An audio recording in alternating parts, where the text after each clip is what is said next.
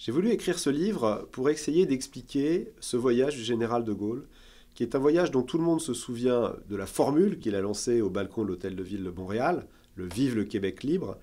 Et je me suis rendu compte que peu de choses avaient été écrites à ce sujet et que surtout il y avait eu d'immenses critiques de la presse canadienne anglophone, de la presse anglo-saxonne et même de la presse française.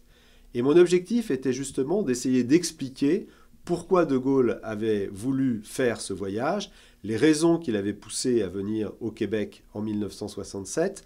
et surtout la raison pour laquelle il a lancé cette fameuse formule qui pour moi n'est absolument pas improvisée, mais bien au contraire préméditée de longue date. En disant Vive le Québec libre, De Gaulle ne voulait pas particulièrement inciter les Québécois à la rébellion, à la révolte. Il voulait simplement leur dire que le Québec s'était beaucoup développé pendant le début des années 60 avec la Révolution tranquille et qu'il avait désormais les moyens de prendre son destin en main et d'être maître chez lui.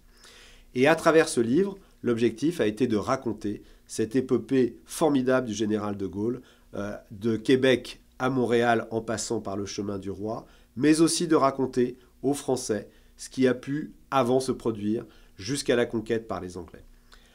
Mon objectif était de faire un livre qui soit le plus synthétique possible pour raconter ce très grand moment de l'histoire du Québec et de l'histoire de Charles de Gaulle, mais aussi ces relations si particulières qui existent entre la France et le Québec.